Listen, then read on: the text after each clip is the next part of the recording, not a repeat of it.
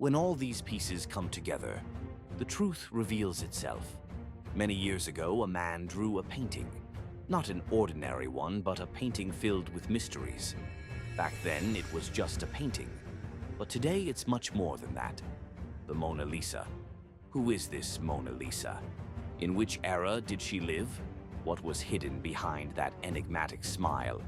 We'll get to that, but could the hype around the Mona Lisa be unnecessary?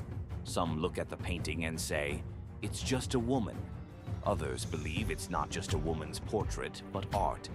Because the Mona Lisa is a painting that was carried across different studios, completed in 16 years with intricate details, created with the golden ratio, and one that has been stolen twice in 500 years, and once damaged with acid.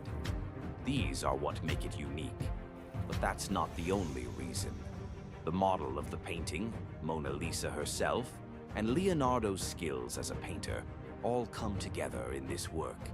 Having produced fewer than 20 paintings in his life, Da Vinci is believed to have hidden secrets in this one, just like in The Last Supper. What makes us think this are the encryptions and codes he used in his notebooks and studies? To prevent his writings from being stolen or easily read, Leonardo would write backwards. He would also arrange his most important notes in scattered ways so that only he knew how they fit together. In this way, he created a simple encryption system. Looking at all this, you might call him paranoid. But perhaps he had to do it. Pascal Cotte wanted to dive deep into the Mona Lisa, and he did this by reconstructing the painting in the most detailed scanning environment, capturing it in 240 million pixels with 13 wavelengths of light. With this, 4 layers of the painting were revealed through modern technology. Leonardo's preparation sketches, captured with infrared reflection at the top right, the thinness of the paint and the canvas traces below it, revealed with X-radiography at the bottom left, the sequential paint layers and accidental markings during the drawing, revealed with ultraviolet fluorescence at the bottom right, and finally, the current state of the painting at the top left. You can check these out from the link I'll give at the end of the video. But before that, research revealed some surprising details. Now it's time to uncover the secrets hidden in those details. Researcher Stevenson and his team created an ultra-resolution copy of the painting and studied it for days. One day, they noticed something just beneath the bridge on the right side. When they zoomed in, they saw it was a number, 72.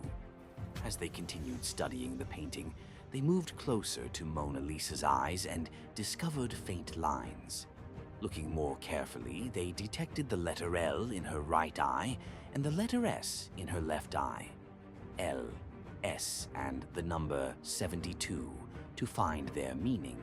They examined whether the background landscape of the painting was real. And indeed, they found a small town called Bobbio. It is well known that Leonardo visited this town. From the medieval castle in the area, the landscape resembles the background of the Mona Lisa. Winding rivers, high hills, and the stone bridge on the right side.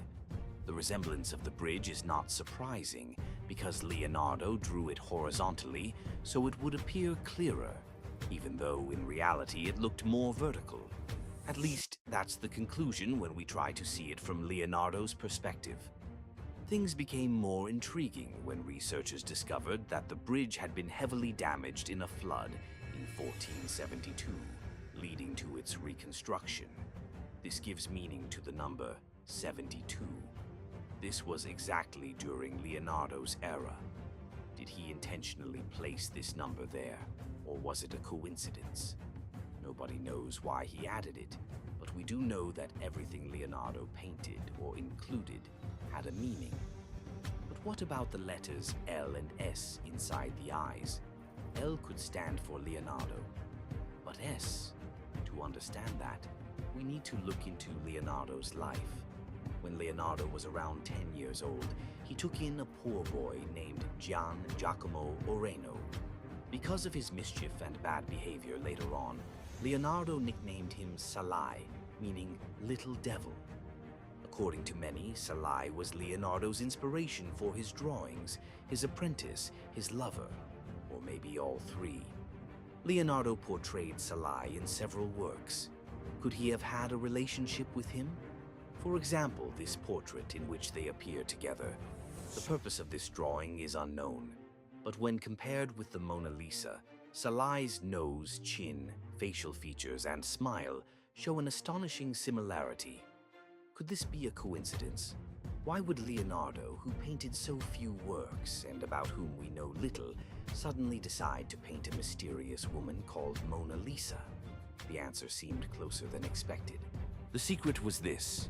Although Leonardo didn't pay much attention to Salai at first, over time he noticed their bond. As they grew older, they became lovers. But knowing this could cost them their lives, since in that era, homosexual relationships were punishable by death. They had to keep it a secret forever. And they did. Yet Salai wanted to be remembered, to be shown as Leonardo's most precious one. Or maybe Leonardo himself wished for it.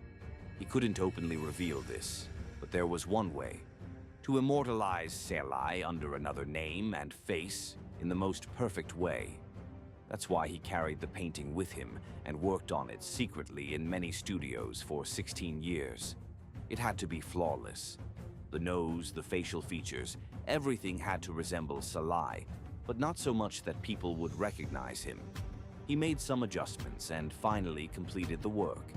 But it couldn't be called Salai because too many people knew that name.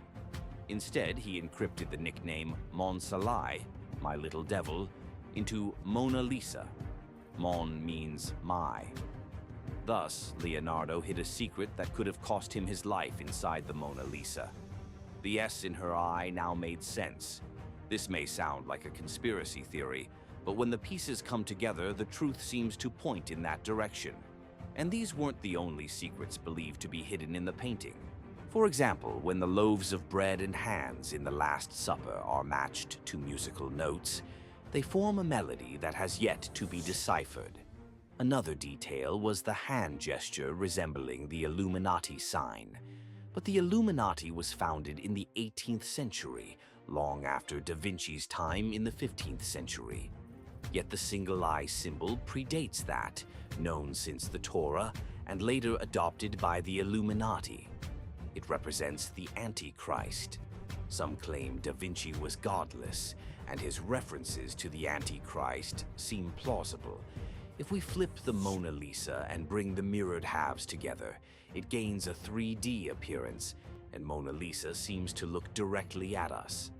Looking at it from the edge and mirroring it again, we see what looks like a strange figure with a cloak and hat symbolizing leadership.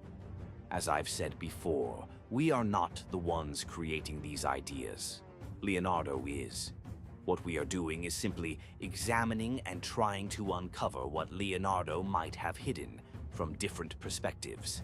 Like the Mona Lisa and the Last Supper, Leonardo's works show us that these are not just paintings. With his intellect, mathematics, and philosophy, always striving for perfection, he proved himself to be a true genius. Did he really hide secrets, or are these just our own interpretations? We may never know. But trying to understand him this way reminds us that sometimes we must push the limits of our imagination. Who knows? Maybe there are still other secrets waiting to be revealed. Don't forget to like this video and subscribe for more content like this.